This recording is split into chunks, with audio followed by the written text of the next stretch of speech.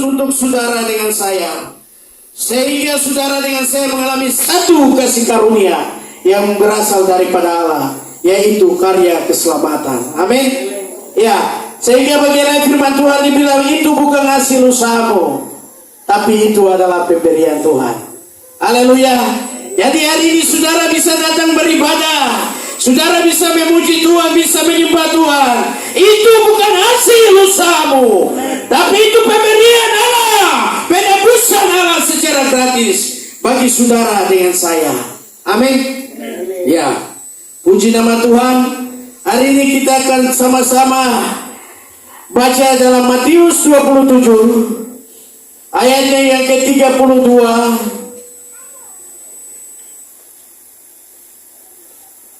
hingga yang ke-36 37, maaf saudara. Kalau sudah dapat bisa bangkit berdiri untuk menghargai kebenaran firman Tuhan.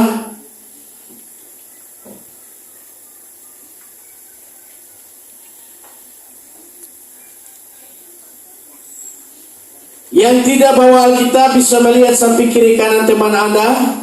Ada aplikasi Alkitab di dalam HP saudara. Saudara bisa buka baca. Jangan cuma ada Facebook, WhatsApp, Instagram dan lain-lain saudara. Tapi yang untuk menyangkut keselamatan Alkitab tidak ada. Aduh, itu luar biasa lagi. Ya, harus ada saudara. Sehingga saudara aktivitas di mana tidak sempat membawa Alkitab, tapi pas ada HP, sudah saudara bisa buka baca. Karena di HP itu ada Alkitab. Jadi teknologi itu juga mempermudahkan kita. Amin. Ya, puji Tuhan. Ya baik, firman Tuhan hari ini terdapat di Matius 27 ayatnya yang ke-32 hingga ke-37 dengan judul perikop yang diberikan oleh Lembaga Alkitab Indonesia, Yesus disalibkan. Jemaat Tuhan, jemaat Shekinah Glory yang Tuhan Yesus kasih, kalau sudah dapat katakan amin. Amin. Ya, saya percaya kita sama-sama sudah dapat kebenaran firman Tuhan. Dalam hitungan ketiga kita akan baca bersama-sama. 1, 2, 3. Ketika mereka berjalan keluar kota, mereka berjumpa dengan seorang dari Kirene yang bernama Simon. Orang itu mereka paksa untuk memikul salib Yesus. Maka artinya tempat tengkorak.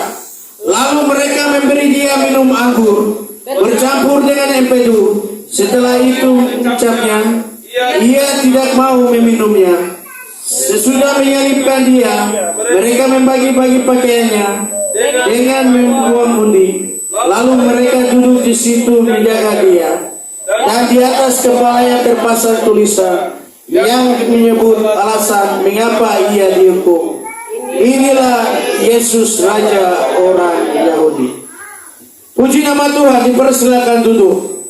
Ya, jemaat Tuhan yang Tuhan Yesus kasih. Begitu jauh pembacaan kita yang terdapat di Matius 27 ayatnya yang ke-32 hingga yang ke-37. Di mana alasan mengapa mereka menghukum Yesus? Karena mereka katakan dia ini adalah Raja orang Yahudi. Saudara, karya keselamatan yang diberikan Allah bagi saudara dengan saya, kita tidak bisa balas dengan apa yang kita punya saat ini. Kenapa? Dia adalah tinggalkan tempat yang kudus dan mulia, yaitu surga, tempat yang senang. Dia datang ke dalam dunia. Dia lahir di kandang yang indah, saudara. Dia melakukan perjalanannya selama 3 tahun. Dan di sana, saudara, dia mengalami perjalanan yang berat dan tepat hari ini kita sama-sama saksikan, yaitu Jumat Agung, di mana hari keselamatan Allah lewat jalan Federosa. Ya, saudara, Yesus ketika bawa perjalanan ini, dia tidak mampu memikul semua ini. Kenapa? Terlalu berat dan amat sakit. Ketika dia berdoa di Taman Getsemani, Alkitab berkata, bukan saja keringat biasa, tapi darah pun keluar, saudara. Itu bukti bahwa beban yang Tuhan pikul begitu berat bagi saudara dengan saya. Amin. Iya. Sehingga ketika perjanjian lama menggambarkan korban Paskah itu adalah sembelih, domba dan sebagainya. Tapi sembelih yang sesungguhnya, korban Paskah adalah Yesus Kristus menebus dosa saudara dengan saya di atas bukit Golgota, saudara. Firman Tuhan ketika kita baca, dia kata ketika mereka berjalan di luar kota, mereka berjumpa dengan seorang dari Kirene yang bernama Simon. Orang itu mereka paksa untuk memikul salib Yesus. Pertanyaannya, ketika Yesus mengalami jalan Federosa, 12 murid ada kemana? Haleluya. Yang makan bersama-sama dia, tidur bersama-sama dia, lihat mujizat bersama-sama dia. Mengalami karya Tuhan pun mereka lihat. Mengalami karya pertobatan mereka tahu. Mengalami karya keselamatan pun bersama-sama dengan Yesus. Tapi pada saat jalan Federosa, mereka tidak mengambil bagian. Petrus menyangkal 3 kali karena tidak berani terlibat dalam perjalanan Yesus menuju bukit Golgota. Sehingga dia harus menyangkal Yesus. Murid-murid semua pada takut dan lari. Alkitab mengatakan di sini bahwa ketika mereka berjalan ke luar kota, mereka berjumpa dengan seorang dari Kirene yang bernama Simon. Orang itu mereka paksa untuk memikul salib Yesus. Haleluya. Adakah di antara kita hari ini yang datang beribadah, di masa kita glory kita mau ambil bagian seperti Simon dari Kirene? Kita mau memikul salib Yesus. Kita harus memikul salib Yesus. Kenapa, saudara? Yesus diludahi, dicaci, dimaki, bahkan difitnah. Mahkota bukan mahkota emas yang dipasang di kepala, tapi seorang yang dijuluki raja orang Yahudi dihargai dengan mahkota duri. Saudara, kita bisa bayangkan kalau kita nonton singkat cerita Saman raja-raja dan sebagainya, mahkota yang mereka gunakan itu kadang terbuat dari emas, bahkan dihiasi oleh permata dan sebagainya. Tapi perhatikan, Yesus menggunakan mahkota adalah mahkota duri. Haleluya. Bukti bahwa Tuhan mengasihi engkau dengan saya. Dia rela mati bagi saudara dengan saya. Kita mau balas apa? Haleluya. Kita jemaat kita mau kasih apa? Tidak ada, saudara. Kau punya tidak ada sesuatu yang lebih selain hidup saudara bawa untuk Tuhan. Iya. Kenapa? Kadang buat salah, buat masalah, buat pelanggaran dosa dan sebagainya. Sehingga Yesus datang bagi saudara dengan saya. Apa dipilih-pilih? Tidak, saudara. Dia tebus semua tanpa terkecuali. Sehingga hari ini kau dengan saya datang mengalami karya keselamatannya Allah. Seorang anak Tuhan baca bagi kita Yohanes 3 ayat 16.